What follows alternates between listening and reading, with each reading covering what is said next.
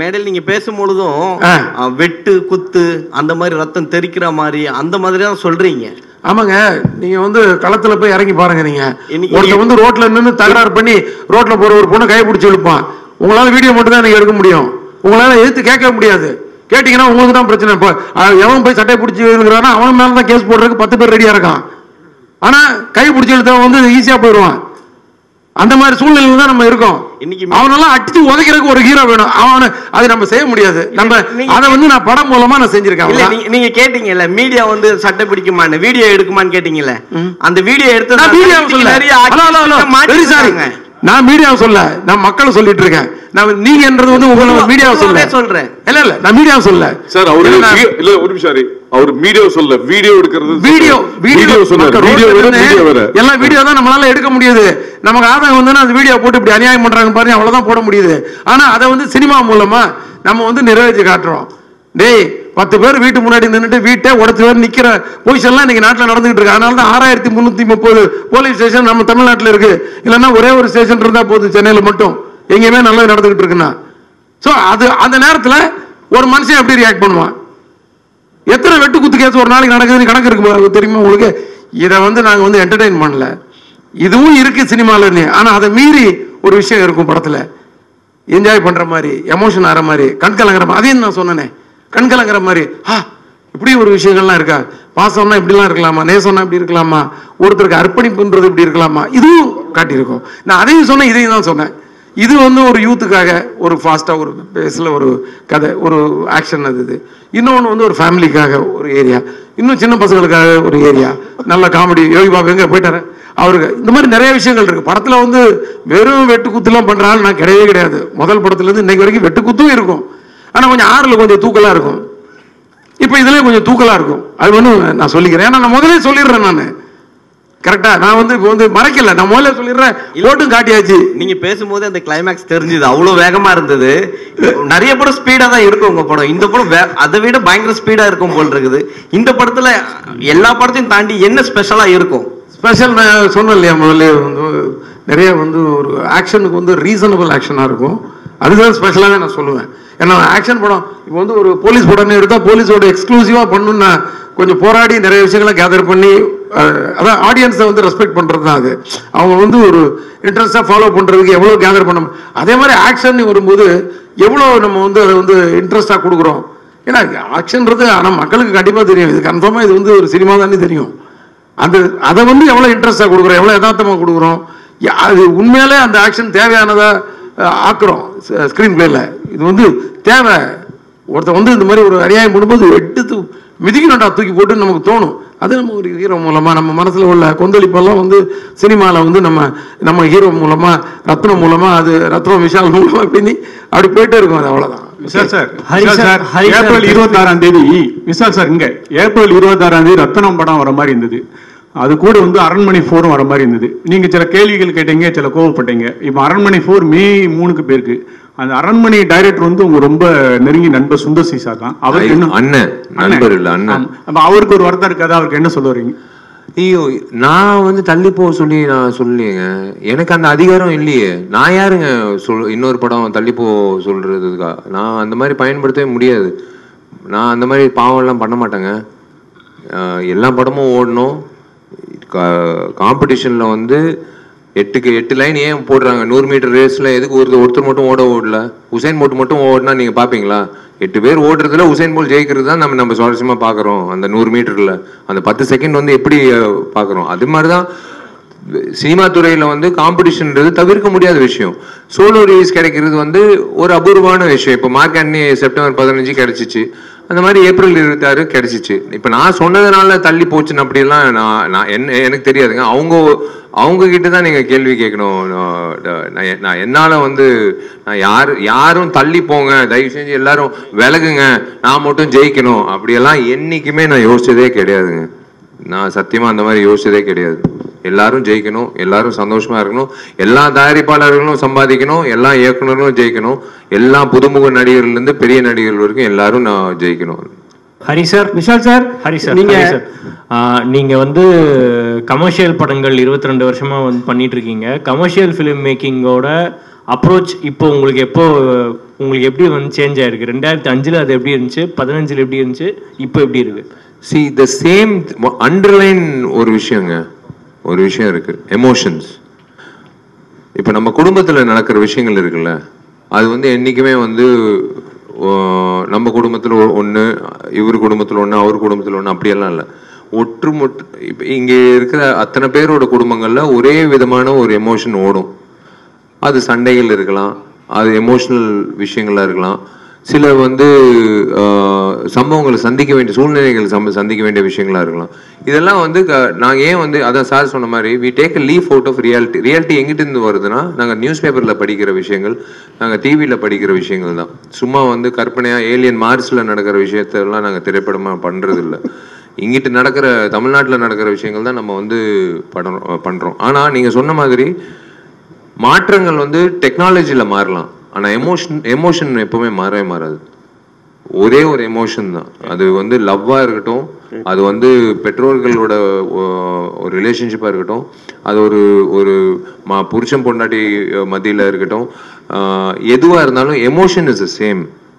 அதை எப்படி வந்து இன்னைக்கு இருக்கிற நீங்கள் சொன்ன மாதிரி டெக்னாலஜி வைஸாக வந்து ஒவ்வொரு திரைப்படம் வந்து காட்டுறாங்க. இந்த இன்ஸ்டாகிராமில் அதில் வந்து சோஷியல் மீடியாவில் முக்கியத்துவம் கொடுக்குறாங்க. அதெல்லாம் வளர்ச்சி நம்ம பார்த்துருக்கோம். இப்போ சினிமாலையும் வளர்ச்சி வந்து ஓடிடி எப்பயோ சொன்னார் கமல் சார். அது அவர் சொல்லும் போது எல்லாரும் வந்து அவரை வந்து ஒரு வழியாக்கிட்டாங்க. ஆனால் அவர் சொன்னது தான் இன்னைக்கு நடக்குது, ஓடிடி பிளாட்ஃபார்ம். ஸோ அதுதான் வளர்ச்சி. அதே மாதிரி தான் ஹரிசாரோட திரைப்படம் வந்து தாமிரபரணி நம்ம வந்து பண்ணோம், பூஜை பண்ணோம். ஆனால் அதே ஆடியன்ஸ் வந்து இன்னைக்கு வளர்ந்து வந்திருக்காங்க. ஸ்கூலில் படிக்கிறவங்க இன்னைக்கு வந்து வேலைக்கு போகிறாங்க, காலேஜை படித்தவங்க கல்யாணம் ஆயிடுச்சு. இந்த மாதிரி வந்து வளர்ச்சி வரும்போது அவங்க வந்து படங்கள் பார்க்கும்போது ஒரு விஷயம் வந்து எதிர்பார்ப்பாங்க, இவங்க 2 பேர் சேர்ந்து வராங்களே, என்ன கொடுக்க போகிறாங்க அப்படின்னு தான் நினச்சி பார்ப்பாங்க. ஸோ அந்த விஷயத்தில் வந்து அண்டர் கரண்ட்டில் இருக்கிற பேஸ் எமோஷனில் வந்து we have upgraded, he has upgraded how to show that emotion and at the same time how to make it presentable. நம்ம என்ன ஒரு உணவு சாப்பிடும் போது கூட அவங்க வந்து எப்படி பிரசன்ட் பண்றாங்கன்றது முக்கியம். சும்மா தூக்கிட்டு டேபிள்ல அப்படி தூக்கி போட்டா சாப்பிடு அப்படின்னு சொன்னா சாப்பிடுவோமா? அவங்க வந்து எப்படி பிரசன்ட் பண்றாங்க ஒவ்வொரு ரெஸ்டாரண்ட்ல அப்படின்றது வச்சுதான் நம்ம வந்து சாப்பிடுறோம். உணவு அதே மாதிரிதான் நாங்க கொடுக்குற உணவு, என்டர்டைன்மெண்ட் உணவு, அது வந்து அப்கிரேட் பண்ணி சார் பண்ணியிருக்காரு. இந்த காலகட்டத்துக்கு இப்போ இருக்கிற யங்ஸ்டர்ஸ்க்கு, இப்போ இருக்கிற ஆடியன்ஸ்க்கு எப்படி தேவைப்படுதோ அந்த மாதிரி. அதுதான் சொல்றேன், அதான் 5 நிமிடங்கள் சிங்கிள் ஷார்ட்டா பண்றதெல்லாம் வந்து இந்த படத்துல ஏன் வந்து அவ்வளோ உழைப்பு வச்சு பண்றது காரணம் வந்து இதெல்லாம் ஒரு புதுசா இருக்கும் பார்க்கும்போது. ஹரிசார் படங்கள்ல புதுசா இருக்கும் பார்க்கறதுக்கு. இது எப்படி எடுத்தாங்க, எப்படி ஹரிசார் எக்ஸிக்யூட் பண்ணாரு, நாங்க எப்படி யோசிச்சோமோ அதே மாதிரி ஆடியன்ஸும் யோசிப்பாங்க. நீங்க வந்து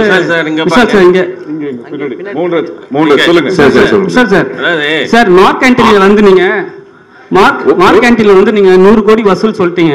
இங்க சென்டர்ல ஒரு நிமிஷம் ஏஞ்சி உட்காருமா, கை தூக்கு. சொல்லுங்க சார், சொல்லுங்க பிரதர். மார்க் கேண்டீன்ல வந்து 100 கோர்ஸ் கிராஸ் பண்ணியாச்சு, சந்தோஷம். ரத்தனமும் அதே மாதிரி கிராஸ் பண்ணிட்டோம், வாழ்த்துக்கள் சார். இப்போ என்னன்னா ஹரிசார் படம்னாவே வந்து ஒரு ஜானர் இருக்கும், ஃபுல்லா ஃபைட் சீன் எல்லாமே. இந்த வந்து உங்ககிட்ட கதை சொல்லும் போது இது 2-3 வார்த்தைகள்லாம் வருது உள்ள. விஷால் சார் வந்து இது எப்படி எடுத்துக்கினாரு? இல்லை, அதுதான் நான் சொல்றேனே, ஹரிசார் சொல்ற கதையை வந்து நான் அவர் சொல்ற விஷயங்கள் வந்து ஒரு விஷயம் நான் ஓப்பனாக சொல்கிறேங்க. இவர் வந்து எல்லாரும் நினைப்பாங்க ஒரு இயக்குனர் சொல்கிறது அப்படியே ஒப்பேற்றணும், அதெல்லாம் ஸ்கூல் காலேஜில் படிக்கிற டெக்ஸ்ட் புக்கில். ஆனால் இயக்குநர்கள் வந்து சொல்லும் போது, சார் இப்படி ஒரு விஷயம் பண்ணால் ஆமாம் பண்ணலாமே, இப்படி கூட பண்ணலாமே அப்படின்னு ஃப்ளெக்சிபிளாக இருக்கிற இயக்குநர்களோட ஒர்க் பண்ணும்போது வேற ஒரு அவுட்புட் வரும். ஏன்னா அவர் வந்து காது வச்சு கேட்பார் எல்லாரும் என்ன சொல்கிறாங்கன்ற ஒரு விஷயம். ஸோ அந்த விஷயத்த வந்து அதான் சொன்னார், ஒரு எமோஷன் ஒரு பொண்ணு மேல, அதுவும் வந்து சில காட்சிகள் இருக்கு, இவன் கோவப்படணும். நீங்க படம் பார்க்கும்போது அட்ரா ஆகணும் அப்படின்னு சொல்றதுதான் வந்து எனக்கு கிடைச்ச அந்த மாசியதோ இவர் பண்ண அந்த சண்டைகோழியில என்னது காசியா அப்படின்னு சொல்லிட்டு பஸ்ல இறங்குறான்ல, அன்னைக்கு வந்து ஆடியன்ஸ் சொன்னான் அட்ரா ஆகணும் அப்படின்னு சொல்லி. அதுதான் வந்து ஒருத்தன் விஷால்ன்ற ஒரு ஆக்ஷன் ஹீரோ பிறந்தான். அதே மாதிரி தான் தாமிரபரணிலையும் அதே மாதிரி தான் பூஜை. அதே மாதிரி ரத்னத்தில் வந்து நீங்கள் படம் பார்க்கும்போது ஒவ்வொரு வாட்டி ஹீரோ வந்து கோவப்படுறதுக்கு ஒரு காரணம் இருக்கும். அந்த காரணம் வந்து ஒரு மிக சிறந்த ஒரு விஷயத்துக்கான ஒரு காரணமாக இருக்கும். அவனுக்கா சண்டை பண்ண தெரியும் அதனால பண்ணுறான் அப்படியெல்லாம் இல்லை. அது ஒரு கரெக்டா வந்து இது அடிக்கக்கூடிய ஒரு விஷயம், இந்த இடத்துல கோவம் காட்டக்கூடிய ஒரு விஷயம் அப்படின்றது தெரியும். சார் விஷால் சார் இங்க சார் தேவராஜ். Yes sir. ஆர்யாவை கல்யாணம் பண்ணணும் அப்படின்னு சொல்லி வெயிட் பண்ணீங்க. அதுக்கப்புறம் நடிகர் சங்கத்துக்கு கட்டிடம் கட்ட முடியணும் அப்படின்னு வெயிட் பண்ணீங்க. இப்போ பிரபாஸையும் சல்மான் கானையும் வேணும்னே வம்புக்கு இழுத்துருக்கீங்க. உங்களுக்கு என்ன திருமணத்தின் மேல என்ன வெறுப்பு? அப்படியே நாங்கெல்லாம் திருமணம் பண்ணிட்டு இருக்கோம், நல்லா சந்தோஷமா தான் இருக்கோம். உங்களுக்கு ஏன் வந்து நாங்கெல்லாம் சந்தோஷமா இருக்கோம், திருமணம் ஆயிருக்கோம் அப்படின்னு சொல்ல, நாங்கெல்லாம் திருமணம் ஆயிருக்கோம், சந்தோஷமா இருக்கும். ஆமா, அது ஏன் இல்ல, அது ஏன் வந்து அவாய்ட் பண்ற மாதிரியே இருக்கு? திருமணம் அவாய்ட் எல்லாம் இல்லைங்க. சரிங்க, ஒரே ஒரு விஷயம், சினிமா பொறுத்த வரைக்கும் வந்து நான் வந்து இவரை படப்பிடிப்பு 80 நாட்கள் இல்லை 90 நாட்கள் சார் சொல்றதை நான் செய்யணும், டிராவல் ஆகணும், அதே மாதிரி தயாரிப்பாளர் டிராவல் ஆகணும், தேவியோட டிராவல் ஆகணும், எல்லாரோட மாஸ்டரோட டிராவல் ஆகணும், தினேஷ் மாஸ்டரோட டிராவல், எல்லா சுகுமாரோட டிராவல் ஆகணும், எல்லாரோட டிராவல் ஆகிறது ஒரு விஷயம். ஆனால் ஒரு பொண்ணோட டிராவல் பண்ணுறது வாழ்நாள் பூரா ஒரு டிராவல் பண்ணுற ஒரு விஷயங்க. கல்யாணன்றது சாதாரண விஷயம் எனக்கு கிடையாது. அவங்களுக்கு வந்து முக்கியத்துவம் கொடுக்கணும், உணர்வுபூர்வமாக இருக்கணும், அவங்களுக்கு நேரம் ஒதுக்கிடணும். நம்ம வந்து அதுக்கேற்ற மாதிரி வந்து அந்த மாதிரி ஒரு டைம் லைன் வரணும். ஸோ கண்டிப்பாக கடவுள் வந்து எனக்குன்ட்டு அந்த டைம் கொடுப்பாரு. நானா சொல்கிறேனே, திரும்பவும் சொல்கிறேன், சொன்னதுக்கப்புறம் நாங்கள் செஞ்சிட்டோம்ல, அதாவது செஞ்சதுக்கப்புறம் நாங்கள் சொல்வோம் நாங்கள் சொன்னது செஞ்சிட்டோம்லன்னு. நீங்கள் சொல்கிற அந்த கட்டடம் வந்து இந்த வருடம் வந்து கார்த்தி மூலிமா கண்டிப்பாக, ஏன் உழைப்பெல்லாம் விட்டுருங்க, கார்த்தியோட உழைப்புனால இந்த வருஷம் வந்து கண்டிப்பாக கட்டிடம் வந்துடும். நீங்கள் சொல்ல முடியாது. இந்த வருடம் வந்து நீங்களே அந்த பட்டு வேஷ்டி பட்டு சட்டை போட்டுக்கிட்டு நீங்கள் சொல்லுவீங்க, விஷால் நான் தான் கேள்வி கேட்டேன், இந்த வருஷம் கல்யாணம் ஆச்சு, என்னால் தான் கல்யாணம் ஆச்சு, நீங்களே சொல்றதுக்கான வாய்ப்பு கூட இருக்குது. அது அவர் கையில் இருக்குது. விஷால் சார், ஹரி சார், இங்க சார் முன்னாடி வந்து ஒரு பிரஸ் மீட்ல வந்து நீங்க சொல்லியிருந்தீங்க 4 கோடி 3 கோடி பணம் வச்சிருவங்க எல்லாரும் தயவு செஞ்சு ஓடிடுங்க, பணம் பண்ணாதீங்க அப்படின்னு. இப்ப ஸ்டேஜ்ல பேசும்போது சொல்றீங்க சிறு படங்களுக்கு ஆதரவு தரணும், அதுதான் என்னோட குறிக்கோள் அப்படின்னு சொல்றீங்க. நான் ஓப்பனா சொன்னா அது கான்ட்ரவர்சி ஆகுது. ஓப்பனா வந்து அதான் இப்போ பாருங்களேன், இப்போ ஓப்பனா வந்து ஹரி சார் ஒரு விஷயம் சொன்னாரு, பிரதர் கேட்டாரு, சார் சொன்னாரு, அதுதான் நான் திரும்பவும் சொல்றேன். நான் வந்து ஒரு அக்கறையோடு நான் வந்து சொல்கிறேன், நான் ஒரு வெறுப்போடு நான் சொல்ல. சின்ன தயாரிப்பாளர்கள் வந்து பாவம் ஒரு கைடன்ஸ் இல்லாமல் இருப்பாங்க. ஃபஸ்ட் டைம் உள்ளே வரும்போது யார் அணுகணும், எப்படி வந்து அந்த திரையரங்குகள் கிடைக்கும், யார் டிஸ்ட்ரிபியூட்டராக வந்து இது பண்ணலாம், எதுவுமே இல்லாமல் வந்து எதுவுமே இல்லாமல் வந்து வெறும் காசை வச்சுக்கிட்டு வந்து படம் எடுக்கிறவங்க நிறைய பேர் இருக்காங்க. அவங்களுக்கெல்லாம் சொல்கிற ஒரே விஷயம், தயவு செஞ்சு கொஞ்சம் கிளாரிட்டியோடு இருங்க. நீங்க போடுற முதலீடு எப்படி உள்ள வரப்போகுதுன்றது முன்கூட்டியே நீங்க யோசிச்சுக்கோங்க. ஓடிடி வாங்க போறாங்களா, சேட்டலைட் வாங்க போறாங்களா, மார்க்கெட் இருக்கா, இது வந்து திரையரங்கம் வந்து இப்போ ரிலீஸ் அப்படின்னு நீங்க பாத்தீங்கன்னா, இப்போ வந்து ஃபர்ஸ்ட் 3 நாள் தான் கலெக்ஷன் தான். 4வது நாள் ஃபர்ஸ்ட் வாரம் வந்து 80% கலெக்ஷன் ஃபர்ஸ்ட் வாரம், 2வது வாரம் வந்து மீதி 20%, 3வது வாரம் வந்து பெருமைக்காக ஓட்டுறது. சத்தியமா நான் சொல்றேன், இது பெரிய படத்துக்கும் சரி. 3வது வாரம் 4வது வாரம் வந்து ரிப்பீட் ஆடியன்ஸ் எல்லாம் சில படங்களுக்கு 1 in a million அப்படின்னு சொல்லுவாங்களா, அந்த மாதிரி அபூர்வமான விஷயங்கள். இப்போ சின்ன திரைப்படங்களுக்கு நான் சொல்ற ஒரே விஷயம், திரும்பவும் நான் அன்னைக்கு நான் சொன்னேன், நீங்க என்ன கேட்குறீங்க, தோனியை போய் கேளுங்களேன். நம்ம விசில் அடிக்கிறோம்னா அவர் 6 அடிக்கும் போது அவரும் ஒரு படம் எடுத்தாரு, அவர்கிட்ட மைக் நீட்டி கேளுங்களேன், அவர் முதலீடு அவர் போட்டார் காசு என்ன எவ்வளோ வந்தது திரும்ப வந்ததுன்னு நீங்கள் கேளுங்க, உங்களுக்கு அந்த பதில் வரும். ஏன் என்ன கேட்குறீங்க? நான் சொல்றது வந்து எனக்கு இருக்கிற எக்ஸ்பீரியன்ஸில் நானும் சின்ன படம் எடுத்திருக்கேன். ஜீவான்ற திரைப்படம் நானும் வந்து ரிலீஸ் பண்ணியிருக்கேன். கரெக்டாக ஜெயலலிதா அம்மா வந்து அரெஸ்ட் ஆனாங்க, எல்லாம் திரையரங்கத்தை மூடுங்கன்னு சொன்னாங்க, போச்சு எனக்கு காசு, அப்படியே போச்சு எனக்கு 4 கோடி போச்சு, 4 கோடி 5 கோடி போச்சு. எல்லாமே இருக்கும் சினிமாவில் வந்து அன்சர்டனிட்டி ஜாஸ்தி. ஸோ அந்த வகையில் வந்து சின்ன திரைப்படங்கள் வந்து கொஞ்சம் யோசிச்சுடுவாங்க மார்க்கெட் என்ன நிலவரம்ன்றது. இந்த வருஷம் வந்து it's going to be the biggest, நான் எப்போ ஓப்பனாக சொல்கிறேன், இது நீங்கள் எப்படி வேணாலும் எடுத்துக்கலாம். இந்த வருஷம் வந்து it's going to be the biggest acid test for Indian film industry, not south இந்தியில் சின்ன படங்களில் பெரிய படங்களில். இந்தியன் ஃபிலிம் இண்டஸ்ட்ரிக்கு தேவையான ஒரு விஷயம் பொறுமை. அந்த பொறுமை காக்கிற அத்தனை தயாரிப்பாளர், இயக்குநர்கள், நடிகர்கள் வந்து அவங்க தான் வந்து அடுத்த வருடம் வந்து கரெக்டாக வந்து ஒரு கோர்வையாக போக முடியும். அந்த பொறுமை கண்டிப்பாக இந்த வருஷம் தேவை. It's going to be a very very big task இந்த மே மாதத்துலேருந்து இந்த டிசம்பர் மாதம் வரைக்கும் சின்ன படங்கள்லேருந்து பெரிய படங்கள் வரைக்கும் எல்லாருக்கும் வந்து it's going to be a biggest asset testன்னு சொல்லுவேன்.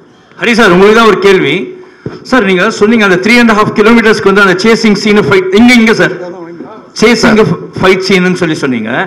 அது வந்து ஒரே டேக்லயே எடுத்துட்டீங்களா இல்லைன்னா 2-3 நாள் ரிஹர்சல் போனீங்களா? 2 நாள் சார் மொத்தம். அதில் ஒரு 1.25 நாள் வந்து ரிஹர்சல், ஒவ்வொரு பார்ட்டாக வந்து ரிஹர்சல் பண்ணோம். அதுக்கப்புறம் ஒரு ஃபுல் லென்த்து முதல்ல வந்து ரோட்லேயே வந்து சாக் பீஸில் ஒரு ஸ்கெட்ச் போட்டு நல்ல கார் பொம்மை, ஜீப் பொம்மை, பஸ் பொம்மைகளை வச்சு எங்கெங்கே இடிக்கணும் அந்த மாதிரி விஷயங்களெல்லாம் கோடு போட்டு வரைஞ்சி எல்லாரும் ஒரு ஜூனியர் ஆர்டிஸ்ட்லேருந்து மொத்த டெக்னீஷியன்ஸையும் ஒன்றா நிறுத்தி அவங்க எல்லாருக்கும் வந்து ஒரு ஸ்பீச் கொடுத்து. ஏன்னா இதில் வந்து யார் ஒருத்தர் ஒரு ஜூனியர் ஆர்டிஸ்ட் வந்து குறுக்க தெரியாமல் வந்து ஓடி வந்து கேமராவை தட்டி விட்டாலும் திருப்பி 1 more போகணும். அது வந்து ஆக்ஷன் சீக்வன்ஸ்ன்றதுலாம் அது ரொம்ப ரிஸ்க் அதிகம். அதனால் எல்லாருக்கும் அந்த ட்ரைனிங்கை கொடுத்து ஒரு 1.5 நாள் 1.25 நாள் வந்து ரிஹர்சல். ஆக்சுவலாக நாங்கள் 3 நாள் பிளான் பண்ண 2 நாளில் முடிச்சுட்டு வந்துட்டோம். ஏன்னா இது வந்து கம்யூனிகேஷன் ஒன்று இருக்கு. ஏன்னா ஒவ்வொருத்தரும் ஒவ்வொரு இடத்துல இருக்கிறாங்கன்னு இருக்கீங்க. ஹீரோ ஒரு இடத்துல, ஹீரோயின் ஒரு இடத்துல, அந்த ஃபைட்டர்ஸ் வராங்க, அந்த மாதிரிலாம் சொன்னீங்க. இதுல வந்து கேமராமேன் வந்து வண்டி தாவி வேறு எடுத்திருக்காரு, சிங்கிள் கேமரால எடுத்திருக்காரு. நீங்க எதனா கேஷுவாலிட்டிஸ் எதனா இருந்துச்சா? எதனா அடிக்கடி பட்டு அந்த மாதிரி எதனா சம்பவங்கள் எதனா நடக்கலையே? அந்த மாதிரி எதுவும் நடக்கல. ரொம்ப எல்லாருமே வந்து சேஃபா எஸ்கேப் ஆயிட்டோம். Sir Hari sir, Hari sir, இந்த படத்துக்கு ரத்னன் பேர் வச்சிருக்கீங்க. ஆமா, நீங்க இங்க ஓகே ஓகே. காவேரி ஸ்ட்ரீட்ல தான் நான் ரொம்ப நாள் குடியிருந்தேன். காவேரி ஸ்ட்ரீட்ல ரத்னன் படத்துக்கு பேர் வச்சிருக்கீங்க. இந்த படம், உங்க படத்துல ரத்தம் எப்போதுமே ஜாஸ்தியா இருக்கும், இதுவும் தூக்கலா இருக்கும்னு சொன்னீங்க. ஆனா ரத்தம் மட்டும் இருக்குமா, ரத்தனமாவே இருக்குமா, ரத்தினமாவே இருக்குமா? ஏன்னா உங்க உறவினர் ஒருத்தரோட பேர் ரத்னம். அப்படியா? அதனால இந்த பேரை வச்சிருக்கீங்களா? இந்த படத்துக்கு வந்து ஒரு பேர் தேவைப்பட்டுச்சு. நிறைய இருக்கிற நல்ல டைட்டில் இந்த டைட்டில் நல்ல டைட்டில். ஆக்சுவலாக இந்த படத்துக்கு ரத்தம்னி டைட்டில் வச்சுருந்தேன். கதைக்கு ரிலேட்டடாக ஒரு விஷயம் இருக்குது அதில். ஸோ அது அப்படியே வந்து அந்த படம் ஏற்கனவே வந்துருச்சு ரத்தம்னி ஒன்று இப்போ. அதனால வந்து அது வந்து ரத்னமா மாற்றி ஹீரோ நேமில் அந்த டைட்டில். அப்புறம் பிரியா பவானி சங்கர் இங்கே, ஏன்னா விஷால் சார் சொல்கிறப்ப சொன்னார் ஹீரோயினுக்கும் நீங்கள் ஈக்குவலாக தான் அவர் படத்தில் கொடுப்பீங்க அப்படின்னு சொல்லி கொடுத்துருந்தீங்க. நாங்களும் பார்த்தோம். ஏன் வரல அவங்க? என்ன ரீசன்? அவங்க எங்கே ஷூட்டிங்கில் இருக்காங்கன்னு சொன்னாங்க. அவங்க படப்பிடிப்புக்காக வெளியூரில் இருக்காங்கன்னு சொன்னாங்க. சார் விஷால் சார், உங்கள்கிட்ட ஒரே ஒரு கேள்வி. நீங்கள் வந்து அண்ணா நகரில் தண்ணி பூந்துச்சு, அதை தீர்த்தீங்கன்னா நான் 2026 வரமாட்டேன் அப்படின்னு சொன்னீங்க. ஆனால் விஜய் வந்து 2026 வராரு, நீங்களும் 2026 வரன்றீங்க. ஏன்னா தளபதி, புரட்சி தளபதி இப்படி தொடர்ந்து அவர் மதுரைன்னு நடிச்சார், நீங்க மதுரைக்காரராகவே வாழ்ந்தீங்க பல படத்துல. அவர் இறங்குறதுனால இறங்குறீங்களா, இல்ல அண்ணா நகர்ல தண்ணி வந்தது அதை தீக்கப்படல அதை நோக்கி இறங்குறீங்களா அரசியல்ல? அண்ணா நகர்ன்றது ஒரு தொகுதிங்க. இன்னும் ஏங்க தமிழ்நாடு அண்ணா நகர்ல தண்ணி இறங்குறது இது அது ஓகேங்க. அது வந்து நான் பதிவு பண்ணது வந்து எங்க வீட்டுல தண்ணி, அது வந்து அண்ணா நகர். நான் சொல்ற ஒரு விஷயம் என்னன்னா, நான் திரும்ப அதான் சொல்றேன். முதல்ல வந்து தளபதி விஜய்க்கு வந்து வாழ்த்துக்கள். அவர் வந்து எடுத்த முடிவு, அவர் வந்து சமூக சேவைக்கு வராரு, மக்கள் சேவைக்காக வராரு அப்படின்னு முடிவு பண்ணிட்டு அவர் அறிக்கை கொடுத்துட்டாரு. அது வந்து அவருக்கு முதல்ல அவர் வாழ்த்துக்கள். எனக்கு ரொம்ப பிடிச்ச ஒரு மனிதர், ஒரு ரொம்ப பிடிச்ச நடிகர். எனக்கு என்னன்னா அவரை வச்சு இயக்கி ஒரு படம் பண்ணோன்னு எனக்கு ஒரு ஆசை. ஐயோ அவர் சொல்லிட்டாரு இதுதான் கடைசி படம்னு எனக்குள்ள ஒரு விஷயம் ஓடிட்டு இருக்கு. அதுதான் இப்போ விஷாலன் நீங்க கொண்டு வந்தீங்கன்னா இப்போ என்னன்னு தெரியாது எனக்கு. ஒருவேளை நான் ஹரி சார் கதாநாயகனா இருக்கிறதுனால நிஜ வாழ்க்கையிலையும் வந்து ஏதாவது சமூக விஷயம் பிரச்சனைகள்னா இறங்கி பேசணுன்ற உணர்வு வந்து ஆட்டோமேட்டிக்காக வருதான் என்னன்னு தெரியல. இதெல்லாம் தாண்டி ஒரு விஷயம் சொல்றேங்க. 2026 வந்து விஷால் வந்து வரக்கூடாதுன்றது தயவு செஞ்சு அந்த அவங்க வந்து அவங்கவுங்க வேலைகள் பண்ணிக்கிட்டா நம்ம சந்தோஷப்படுவோம். டிசம்பர் மாதம் நான் திரும்பவும் சொல்கிறேங்க,